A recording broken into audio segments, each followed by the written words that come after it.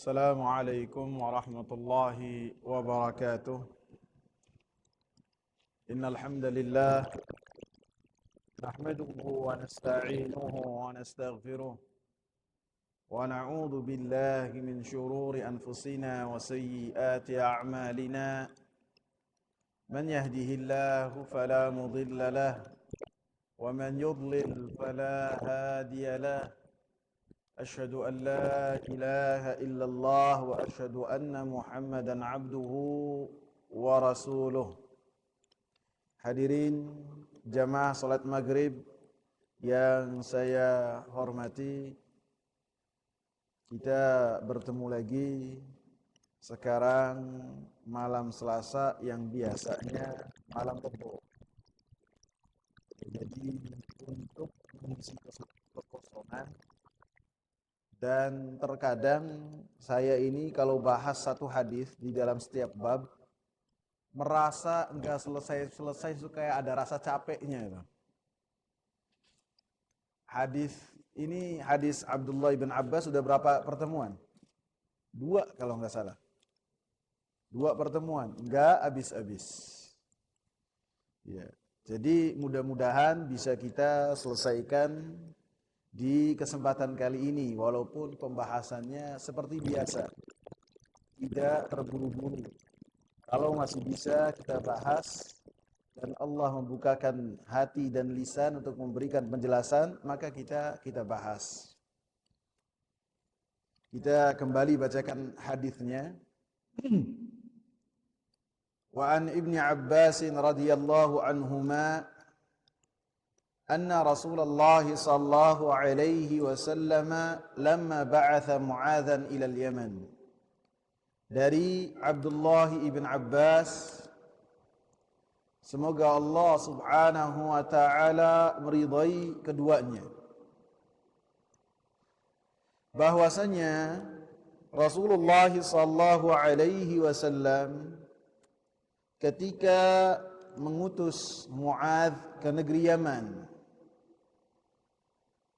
Muadz diutus oleh Rasulullah sallallahu alaihi wasallam pada bulan Rabiul Awal tahun 10 Hijriah. 1 tahun sebelum wafatnya Rasulullah sallallahu alaihi wasallam.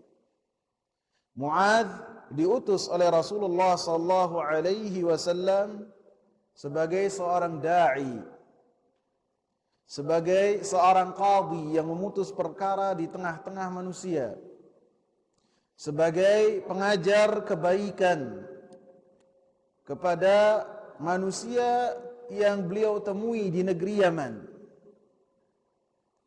Sehingga ketika Rasulullah sallallahu alaihi wasallam mengutus Muadz untuk kepentingan yang sangat besar ini, menunjukkan fadilahnya Muadz,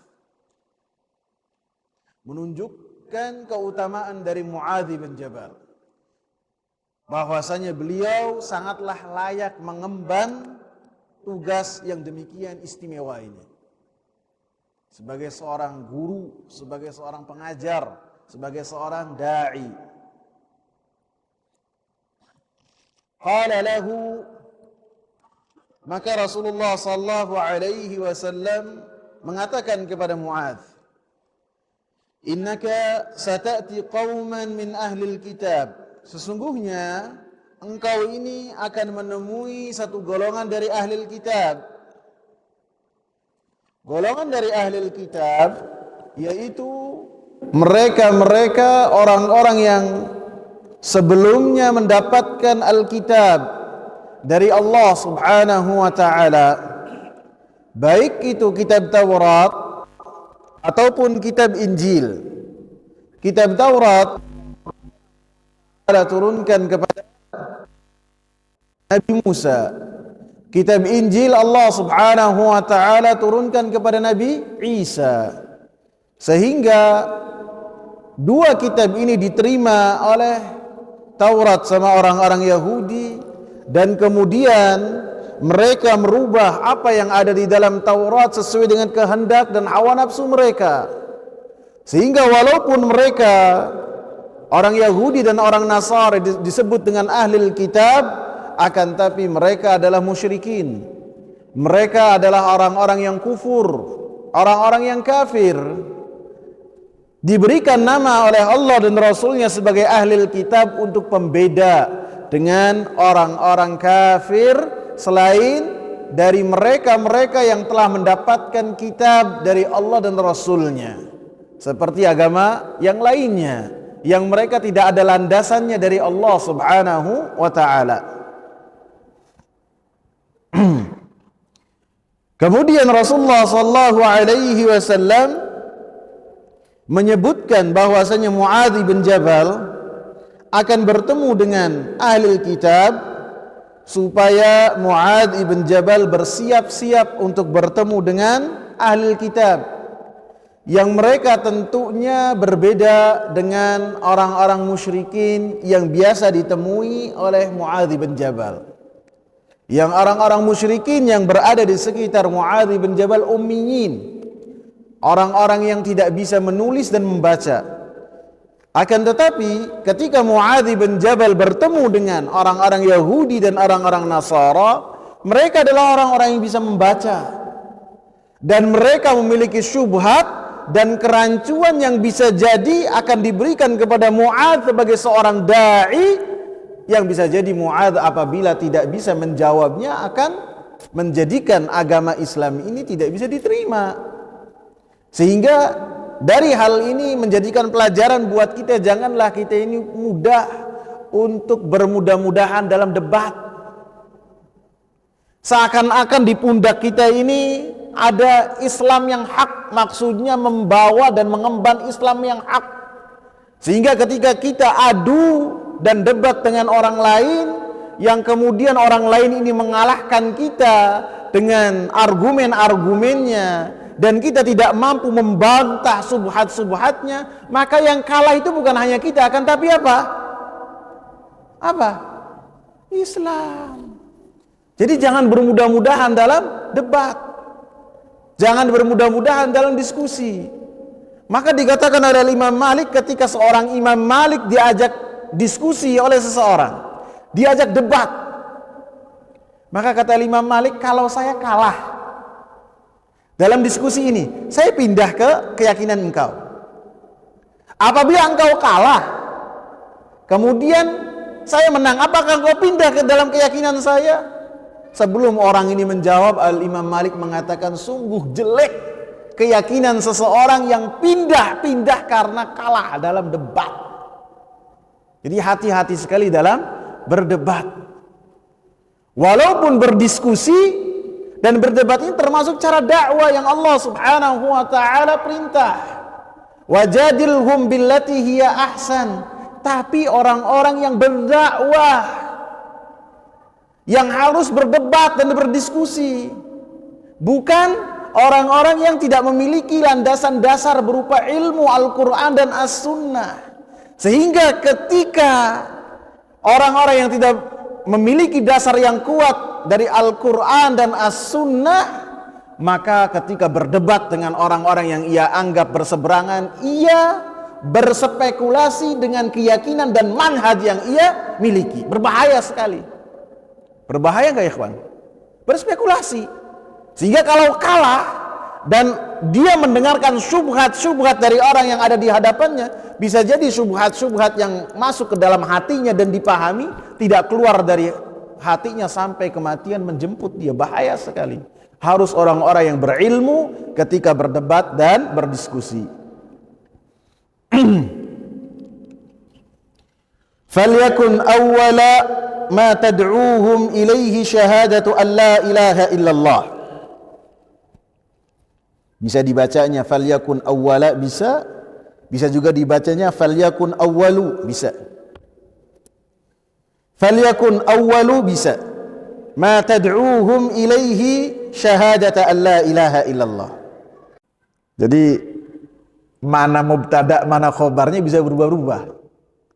Kalau falyakun awwalu berarti mubtada, bisa juga nanti mubtadanya syahadatu, bisa. Dan dalam semua riwayat juga dijelaskan hal tersebut. Dan ketika kita membaca hadis pun harus sesuai dengan kaidah. Karena apabila kaedahnya tidak benar, maka bisa termasuk berdusta atas nama Nabi sallallahu alaihi wasallam. Maksudnya yang seharusnya marfu dia baca mansub. Yang seharusnya mansub dia baca marfu. Ini termasuk dusta atas nama Nabi sallallahu alaihi wasallam. Di potongan hadis yang kedua, maka hendaklah yang pertama kali engkau seru kepada mereka adalah kesaksian la ilaha illallah. Seperti yang sudah kita bahas dalam hadis ini, potongan hadis ini pelajarannya adalah dalam berdakwah haruslah bertahap. Haruslah bertahap, tidak sekaligus dia bahas.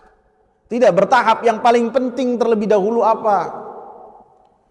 Dalam hadis ini sebutkan yang paling penting terlebih dahulu, yang pertama juga diawali oleh para nabi, termasuk Nabi Muhammad sallallahu alaihi wasallam, syahadatu an la ilaha illallah, kesaksian tiada ilah yang berhak disembah kecuali Allah. Inilah dakwah para rasul, inilah dakwah para nabi. Bukan hanya kesaksian saja, akan tapi dalam riwayat lain ila an yuwahhidullah, supaya mereka mentauhidkan Allah. Dalam riwayat yang lain fad'uhum ila ibadatillah, hendaklah engkau dakwai mereka supaya mereka beribadah kepada Allah. Di sini para sahabat ridwanullahi alaihim memaknai kalimat la ilaha illallah adalah mentauhidkan Allah. Memaknai mentauhidkan Allah subhanahu wa ta'ala adalah beribadah kepada Allah subhanahu wa ta'ala semata. Karena hadis ini disebutkan kepada Muadz bin Jabal radhiyallahu anhu dengan satu kali saja oleh Rasulullah.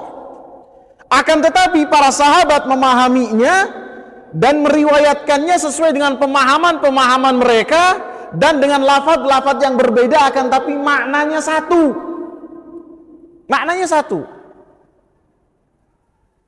Sehingga makna kalimat kesaksian la ilaha illallah artinya yuwahhidullah, mentauhidkan Allah. Arti mentauhidkan Allah adalah beribadah kepada Allah subhanahu wa ta'ala.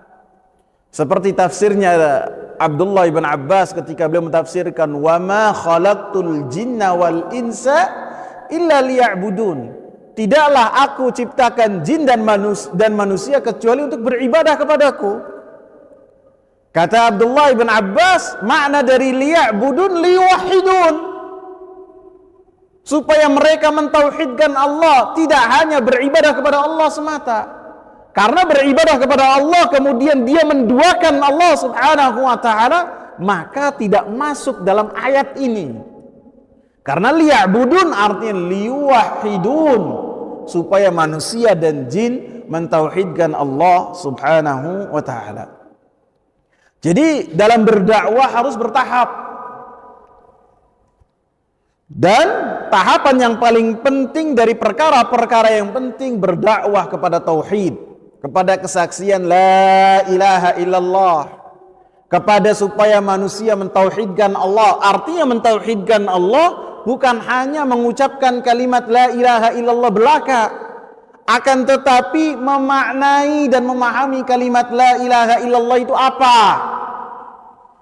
Apa maknanya? Apa konsekuensinya? Apa syarat-syaratnya yang 8? Dipelajari.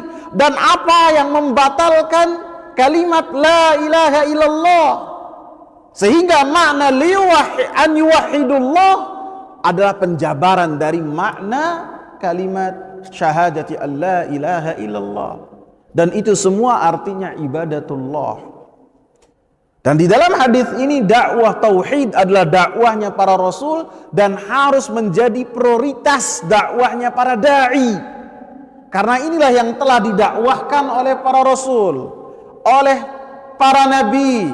Dan ketika Rasul mengutus Muadz bin Jabal supaya perkara dakwahnya yang pertama la ilaha illallah, dan ini di akhir hayat Nabi sallallahu alaihi wasallam, dan ini adalah dakwah yang hak apabila dakwahnya diawali dan dimulai dengan kepada dakwah tauhid. Bukan ketika orang-orang tidak mengerti dakwah tauhid, mereka memiliki kerancuan dalam beribadah kepada Allah, kemudian kita dakwai mereka supaya apa? Mari kita bersedekah. Ini benar, akan tapi menyelisihi dakwahnya para Rasul. Mereka dalam landasan imannya masih kacau. Kenapa diperintahkan untuk bersedekah? Ada lagi dakwahnya apa? Mari kita supaya menjadikan umat Islam adalah umat yang kuat, kita perbaiki secara ekonomi. Ini dakwah juga. Maka patokannya adalah kepada para nabi dan para rasul. Bahkan Nabi Syuaib ketika mendapati kaumnya mereka memiliki kecurangan dalam melakukan sukatan dan timbangan, maka dakwanya Nabi Syuaib diawali dengan qulu, untuk mereka an i'budullaha ma lakum min ilahin ghairu, kepada kalimat la ilaha illallah. Bukan kepada kekuatan ekonomi, bukan kepada sedekah. Ada lagi yang dakwahnya apa? Mari kita poligami. Ada nggak ikhwan? Ada nggak? Kemana-mana ustadznya bahasnya poligami, jadi kiat-kiat poligami. Ya ikhwan, ada perkara yang lebih penting dari poligami. Poligami adalah bukan wajib, bukan. Dan sunnah juga bagi orang-orang yang mampu. Ini dibahas tentang poligami, kesana kemari, seminar, pertemuan, dari tingkat musola sampai hotel dibahas tentang poligami, kiat-kiat sukses poligami. Sedangkan pesertanya apa? Jahil tentang akidah. Benar gak ikhwan? Benar gak? Ini menyelisihi dakwah yang hak ikhwan.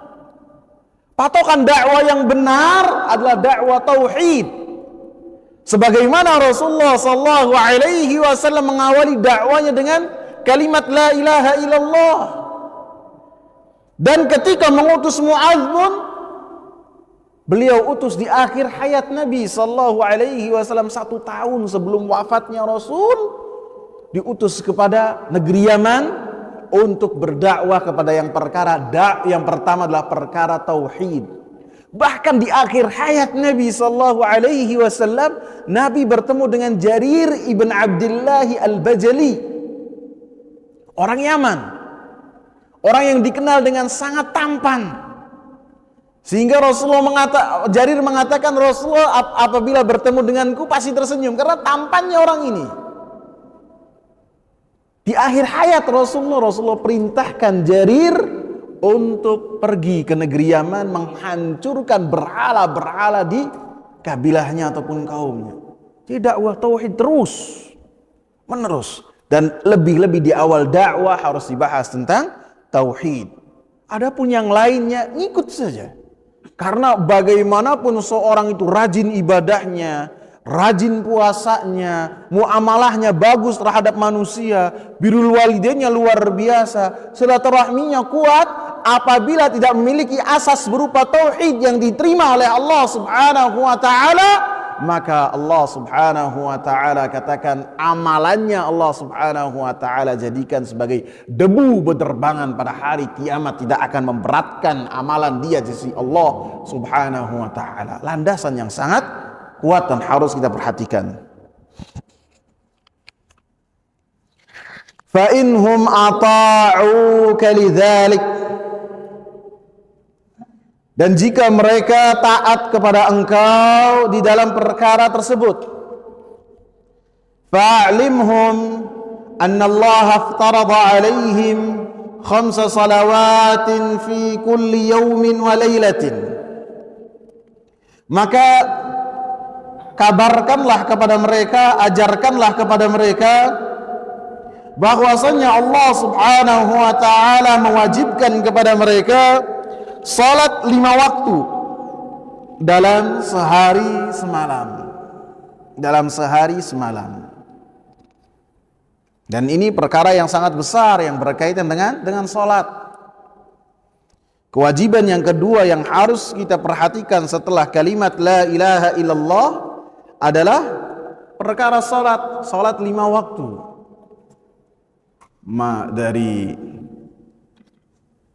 Kalau di pembahasan fikih yang di awal yang disebutnya itu dari zuhur terlebih dahulu. Kita biasanya nyebutnya dari mana? Dari subuh ya.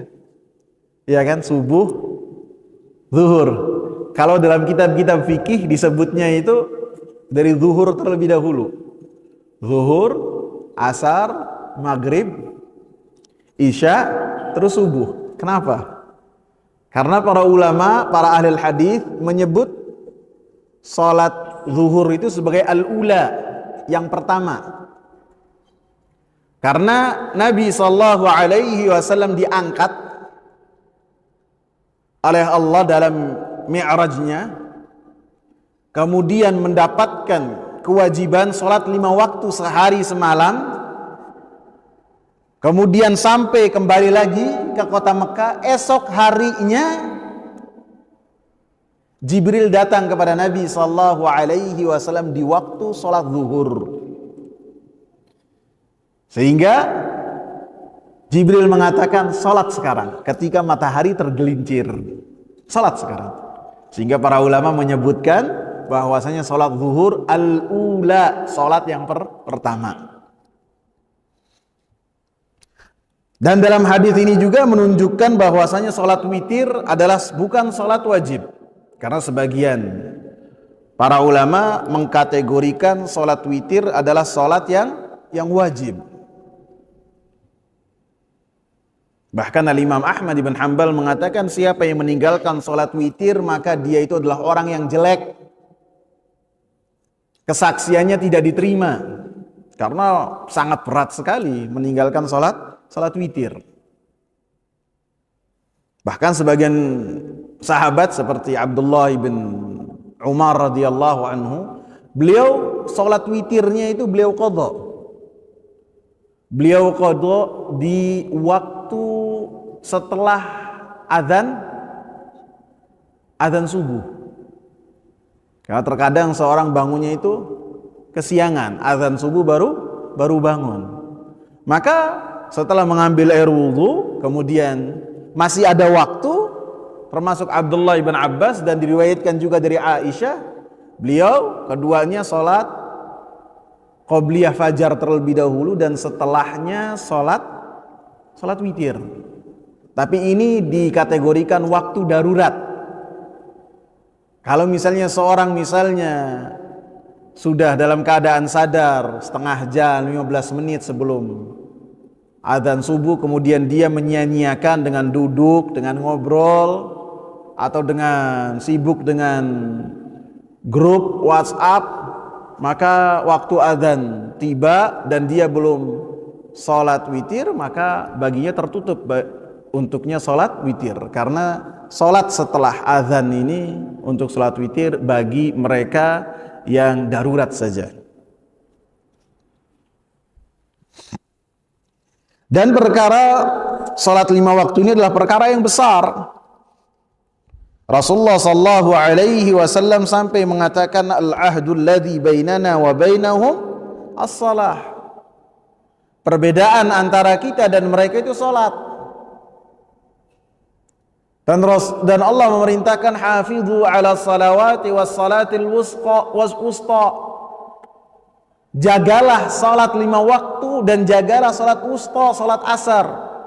Wa qumu lillahi qanitin, dan berdirilah dalam melaksanakan salat 5 waktu dalam keadaan taat kepada Allah, dalam keadaan diam, dalam keadaan takut kepada Allah Subhanahu wa ta'ala. Allah Subhanahu, Rasulullah mengatakan man hafadha 'alaiha kanat lahu nuran wa burhanan wa najatan yaumal qiyamah. Siapa yang menjaga salat 5 waktu, artinya terus menerus menjaga, selama dia hidup dalam keadaan apapun, dalam perjalanan, memiliki air ataupun tidak, ia senantiasa menjaga salat 5 waktu, maka pada hari kiamat Allah Subhanahu wa taala berikan kepadanya cahaya. Cahaya di bagian anggota wudunya. Dan ini hanya dimiliki oleh umatnya Nabi Muhammad. Karena wudu itu telah disyariatkan sebelum umatnya Nabi Muhammad. Akan tapi keistimewaan wudu, dan dengan wudu tersebut anggota badannya akan mengeluarkan cahaya pada hari kiamat, hanya dimiliki oleh umatnya Nabi Muhammad sallallahu alaihi wasallam. Wa burhan wa najah yaumal qiyamah, dan dia akan memiliki cahaya, memiliki bukti, dan memiliki keselamatan pada hari kiamat. Dan siapa yang tidak menjaga sholat 5 waktu, maka dia tidak memiliki cahaya pada hari kiamat. Bahkan tidak memiliki cahaya ketika ada di dunia, karena as-salatu nur. Salat itu cahaya yang akan menerangi hidup seseorang, hati seseorang, dan wajah seseorang. Beda antara seorang yang salat dengan tidak salat, kelihatan beda. Dan orang tersebut tidak memiliki bukti dan tidak memiliki keselamatan pada hari kiamat. Sehingga salat ini adalah perkara yang besar. Sehingga Rasulullah sallallahu alaihi wasallam jadikan perkara yang kedua prioritasnya setelah tauhid. Dan dalam hadis yang berkaitan dengan rukun Islam, Rasulullah jadikan salat itu sebagai rukun yang kedua. Sehingga orang yang tidak salat itu sangat berbahaya sekali akidahnya. Sangat berbahaya sekali tentang keimanannya. Karena para ulama berbeda pendapat. Orang yang tidak sholat walaupun telah mengucapkan kalimat La ilaha illallah, sebagian ulama mengatakan mereka adalah kafir, tidak boleh dikubur di pemakaman kaum muslimin. Sebagian yang lain tidak mengatakan kafir. Bahaya sekali orang yang tidak melaksanakan sholat 5 waktu. Fa'inhum ata'uka lidzalika, maka apabila mereka telah patuh di perkara yang kedua yang berkaitan dengan salat, fa'alimhum anna Allah aftarada 'alaihim sadaqatan tu'khadhu min aghniyaihim faturaddu 'ala fuqaraihim. Maka ajarkanlah kepada mereka bahwasanya Allah Subhanahu wa taala mewajibkan sedekah.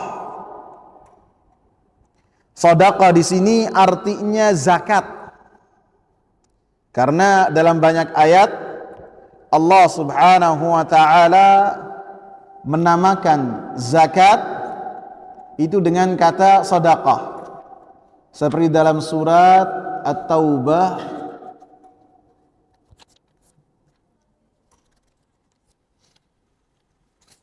ayat ke berapa? 100 berapa, kawan? Khudh min amwalihim sadaqatan tutahhiruhum Khudh min amwalihim sadaqatan tutahhiruhum wa tuzakkihim biha wa shalli 'alaihim. Surat At-Taubah ayat 103. Ambillah dari harta-harta mereka sedekah yang membersihkan mereka dan mensucikan mereka dengan sedekah tersebut. Wa shalli 'alaihim, dan doakanlah mereka dengan kau ucapkan salawat kepada mereka. Sedekah di dalam ayat ini artinya zakat. Surat At-Taubah ayat 103. Khudh min amwalihim, ambillah dari harta-harta mereka zakat, sedekah. Begitu juga di dalam surat At-Taubah ayat ke-60. Innamas sadaqatu lil fuqara'i wal masakini wal 'amilina 'alaiha wal mu'allafati qulubuhum wa fir riqabi wal gharimina wa fi sabilillahi wa ibnis sabil fariidatan minallah wallahu 'alimun hakim. Sesungguhnya sedekah itu untuk fuqara, untuk orang-orang miskin, untuk orang-orang yang bekerja membagikannya, dan kepada orang-orang yang hatinya dilembutkan, dan orang-orang yang dalam perbudakan, orang-orang yang terlilit utang, dan orang-orang yang di jalan Allah wabnis sabil dan orang-orang ibnu sabil. Fariidatan minallah, itu adalah apa yang telah diwajibkan oleh Allah Subhanahu wa taala. Wallahu alimun hakim. Allah Subhanahu wa taala Maha mengetahui dan Allah Subhanahu wa taala Maha bijaksana. Sedekah di ayat ke-60 ini artinya zakat. Sesungguhnya orang-orang yang mendapatkan zakat, Allah sebutkan 8 golongan mereka yang berhak untuk mendapatkan zakat.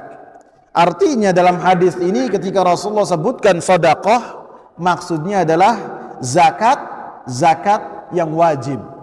Karena sedekah yang sifatnya sunnah, maka pemerintah yang berkuasa itu tidak berhak mengambil dari harta kaum muslimin sedekah, tidak. Akan tapi yang berkaitan dengan perkara yang wajib, zakat malnya, zakat hartanya ataupun zakat yang lainnya, maka diambil dari harta kaum muslimin. Kemudian Rasulullah katakan, kabarkanlah kepada mereka bahwasanya Allah Subhanahu wa taala mewajibkan kepada mereka sedekah, zakat. Yang zakat ini diambil dari orang-orang kaya di antara mereka dan dibagikan kepada orang-orang fuqara di antara mereka.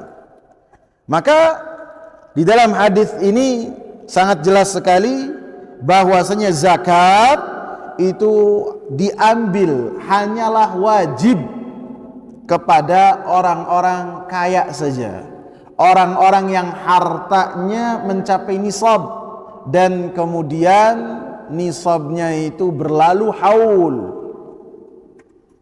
Misalnya yang berkaitan dengan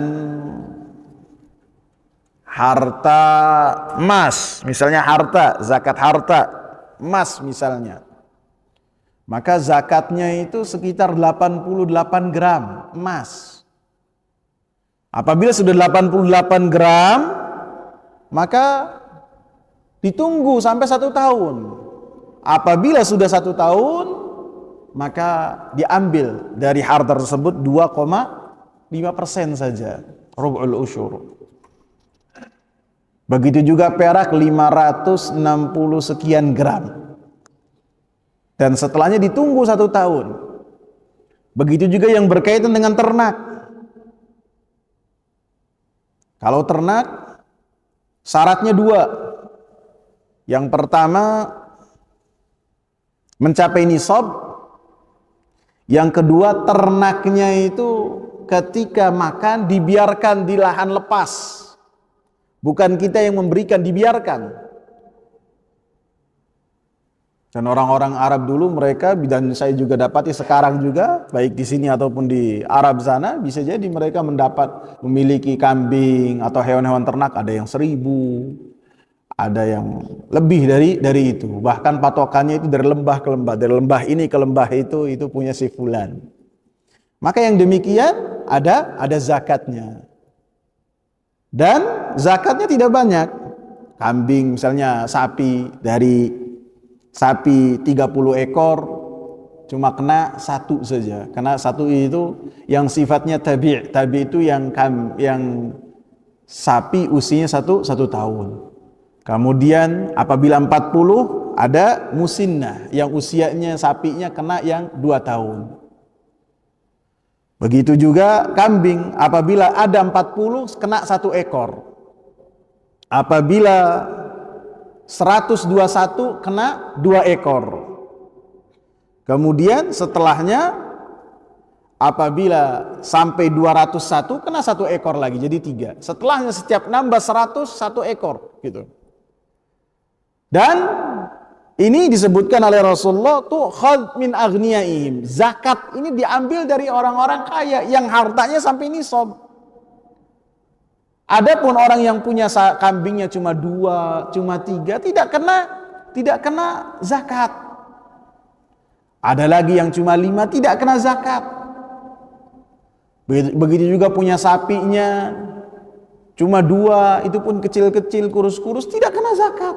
Yang kena, yang dapat itu yang ghani, Ghani di sini artinya yang hartanya itu sampai dengan nisab.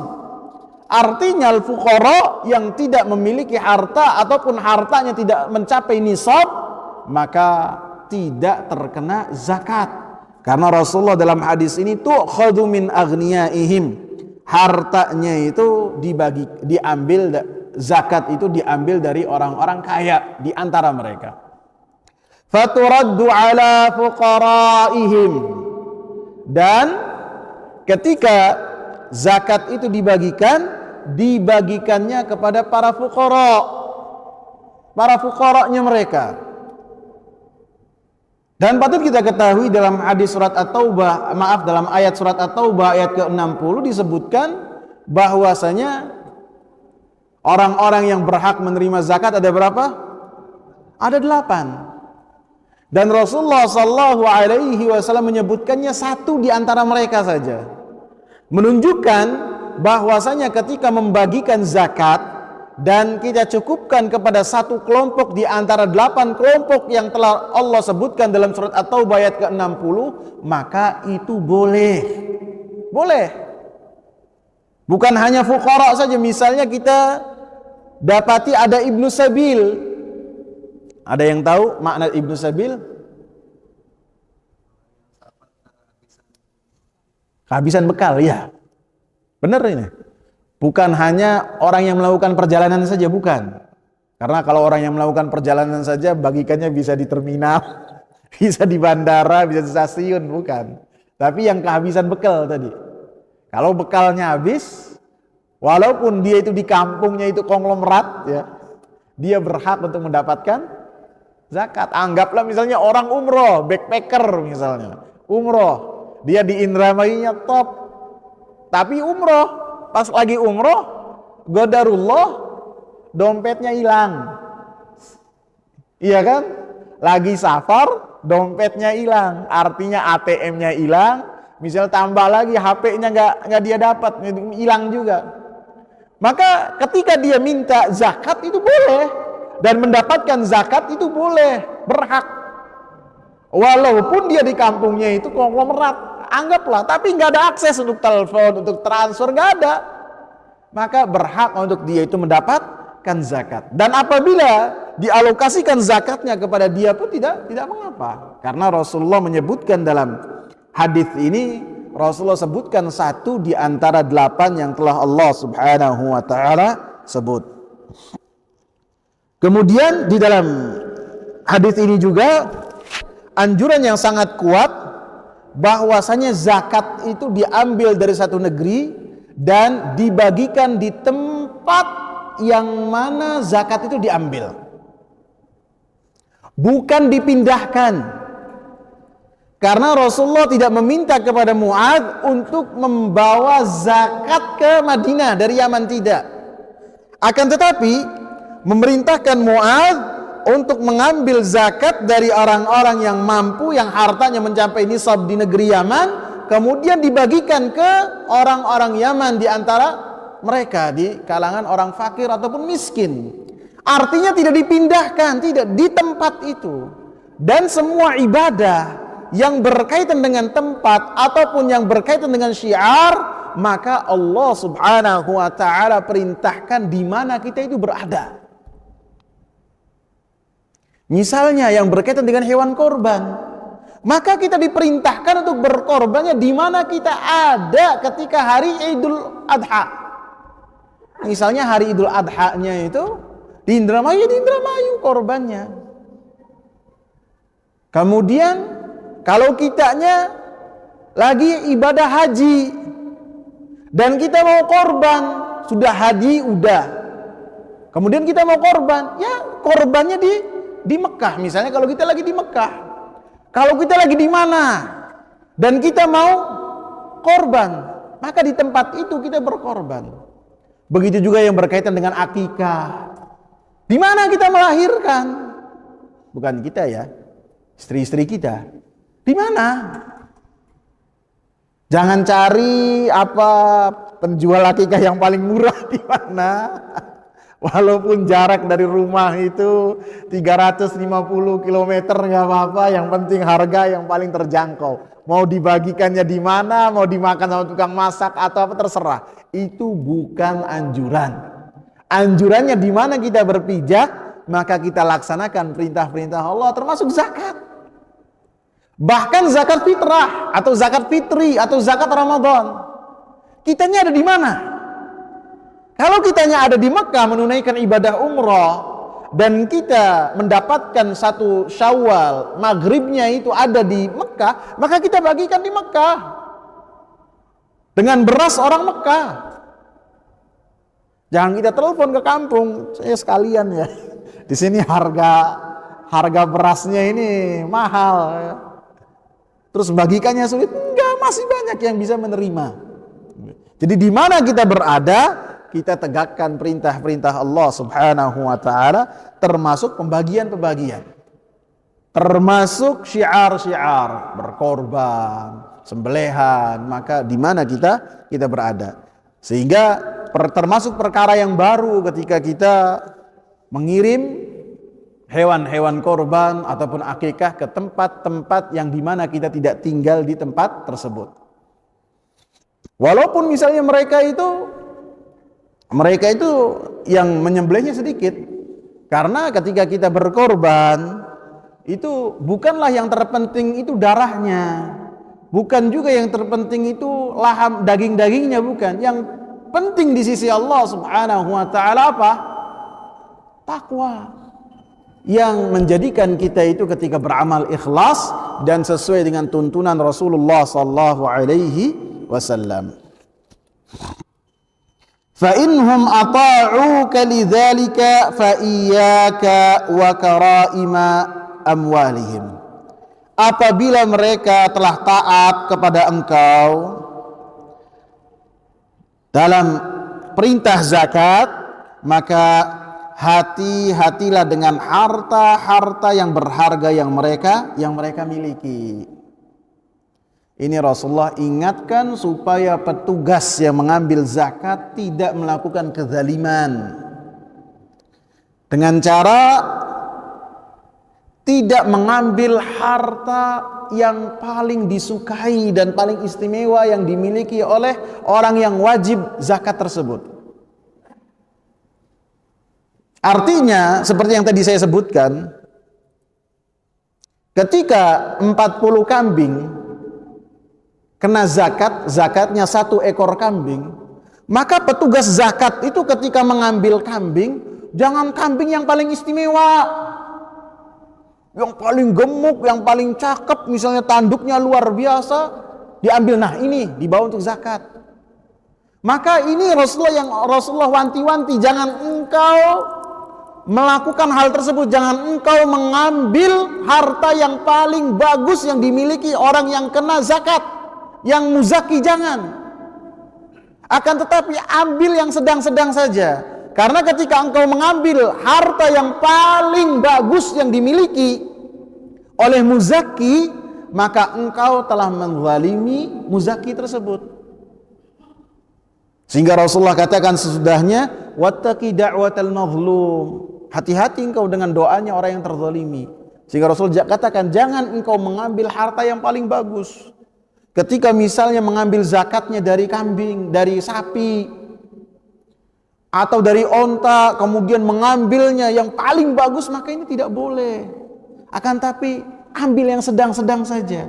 Yang paling jelek pun jangan, nggak boleh. Karena apabila engkau, wahai orang yang mengambil zakat, mengambil harta yang paling jelek, maka engkau menzalimi fuqara. Engkau menzalimi orang-orang mustahiqin. Jadi kalau ngambil yang paling bagus itu menzalimi orang yang punya harta. Apabila mengambil yang paling jelek akan menzalimi mustahiqin. Maka Rasulullah katakan yang sedang-sedang saja. Karena ini kezaliman, ini kezaliman. Ini kezaliman kepada muzaki, yang paling jelek kezaliman kepada mustahiqin, orang-orang yang berhak mendapatkan zakat. Maka semuanya kezaliman, akan tapi yang paling baik adalah yang tengah-tengah saja.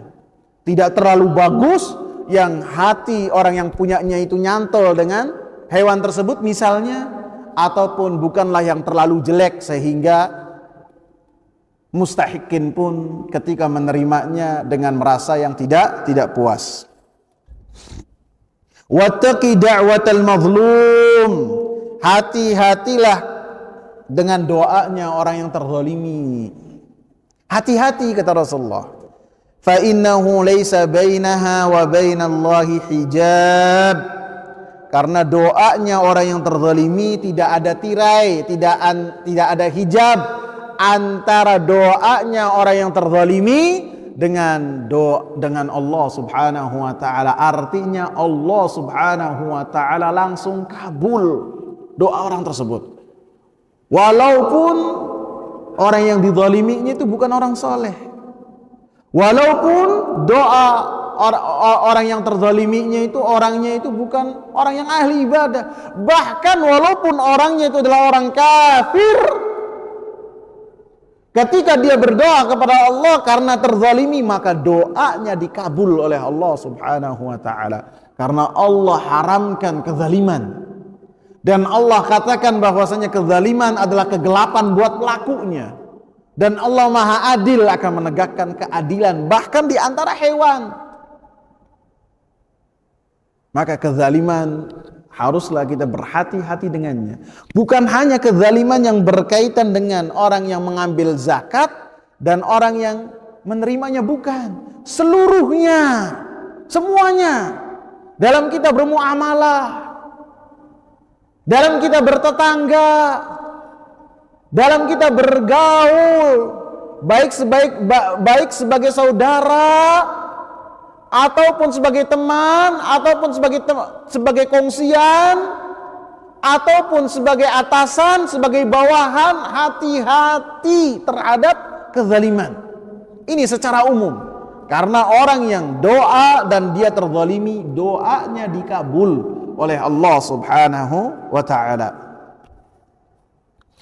Di dalam hadis ini disebutkan Rasulullah sallallahu alaihi wasallam menyebut rukun Islam ada berapa, ikhwan? Yang Rasulullah sebut 3 ya. Yang Rasulullah sebut kesaksian kepada kalimat la ilaha illallah dan tentunya berbarengan juga dengan Muhammad Rasulullah. Yang kedua salat, yang ketiga zakat. Adapun puasa dan haji tidak disebut oleh Rasulullah sallallahu alaihi wasallam. Maka para ulama banyak menjelaskan tentang hal ini. Kenapa Rasulullah hanya mencukupkan kepada 3 saja, tidak sekalian 5 disebutkan oleh Rasulullah. Maka diantaranya disebutkan oleh Syekh Taqiyuddin Al-Hilali rahimahullah. Beliau mengatakan Rasulullah menyebutkan terhadap rukun-rukun Islam yang pelakunya apabila meninggalkan rukun-rukun tersebut, maka dia akan diperangi. Artinya orang-orang yang tidak mengucapkan kalimat la ilaha illallah, tentu dia tidak masuk Islam, maka diperangi. Begitu juga orang yang tidak sholat, maka diperangi.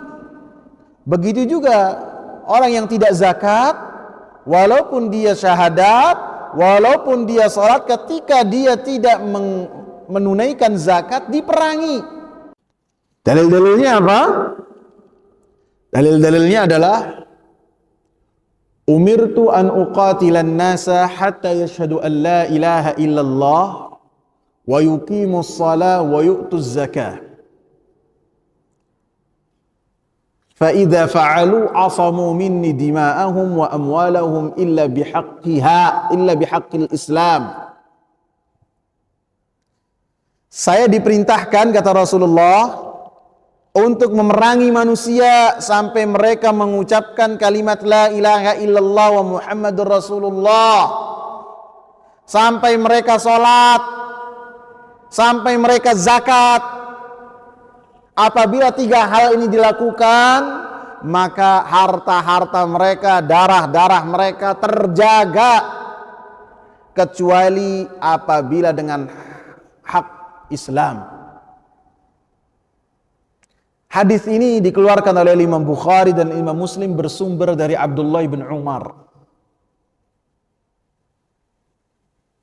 Sedangkan Abu Bakar radhiyallahu anhu ketika akan memerangi orang-orang yang enggan untuk menunaikan zakat, yang pertama kali menolak siapa? Umar bin Khattab. Disebutkan oleh para ulama, bisa jadi di beberapa perkara ada perkara-perkara yang tidak diketahui oleh orang alim. Yang perkara tersebut diketahui oleh orang yang kedudukannya di bawah oleh orang alim tersebut. Satu. Yang kedua, bisa jadi seorang anak mengetahui perkara yang tidak diketahui oleh bapaknya. Karena Abdullah bin Umar anak, Umar bapak, tapi tidak mengetahui riwayat yang dibawakan oleh Abdullah bin Umar. Karena apabila Umar mengetahui riwayat tersebut, pastinya beliau akan menyetujui secara langsung apa yang diinginkan oleh Abu Bakar radhiyallahu anhuma. Dan dalam ayat surat At-Taubah, Allah Subhanahu wa taala mengatakan, "Fa idan salakhal ashhurul hurum faqtulul musyrikina haitsu wajadtumuhum wa khuduhum wahsuruhum waq'udu lahum kulla marsad fa in tabu wa aqamus salata wa atawuz zakata fakhallu sabilahum." Surat At-Taubah ayat yang kelima. Apabila bulan-bulan haram itu telah berlalu, jadi 4 bulan yang telah diberikan tempo kepada orang-orang musyrikin melalui lisan Ali bin Abi Thalib dan Abu Bakar pada tahun ke-9 Hijriah di musim haji, maka apabila bulan-bulan haram itu telah berlalu, maka kata Allah, bunuhlah orang-orang musyrikin, perangilah orang-orang musyrikin, haitsu wajadtumuhum, dimanapun kalian dapati mereka, dan kepunglah mereka, awasilah mereka, dan peganglah mereka. Fa in tabu, dan jika mereka bertaubat. Bertaubatnya dengan apa? Mengucapkan kalimat la ilaha illallah wa Muhammadur Rasulullah. Wa aqamus shalah, dan mereka pun menegakkan salat 5 waktu. Wa atawuz zakata, dan menunaikan zakat. Fakhallu sabilahum, maka lepaskanlah jalan-jalan mereka. Di dalam ayat yang ke-13, di dalam ayat yang ke-12 Allah katakan, fa in tabu wa aqamus salata wa atawuz zakata fa ikhwanukum fid din.